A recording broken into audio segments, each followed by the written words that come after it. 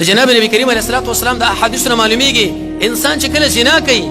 دا انسان چې مرشي امدل الله رب العزت پر قبر کې عذاب ور کوي. د سترګو زنا لیدل، د ژبې زنا خبره، د لاس زنا نیول، د پښو زنا ورتګ، د دماغ زنا د غیر پر نقشه جوړول، خاص اندام اخر کې تصدیق. څومره اقسام د زناونو کې موږ تاسو واقع کیږو. ابن عثیمین د ابن باز رحمهم الله د امت مسلمه علما دي، هغه خپل دا فتوا لیکلې ده چې انسان پر دې کځي لګوري آیا د دې سزا سخته ده کدی یو زنانه تصویر لا دغه فلم لکتل دغه نور شینو لکتل،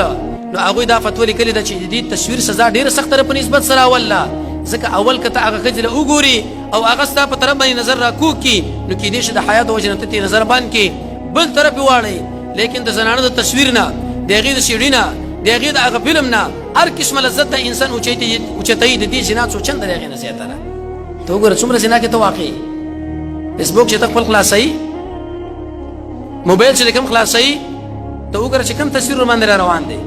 د امیر صاحب تبلیغي تصویر باندې راغی کنه دی وبل چا د سترګو زنا کې ته واقع شو که واقع نشوي. د رسول الله صلی الله علیه وسلم د ارشاداتونو معلومیږي چې کله مړ شوي ته د سترګو په زنا کې ور واقعي الله تعالی د قبر سزا درکړي.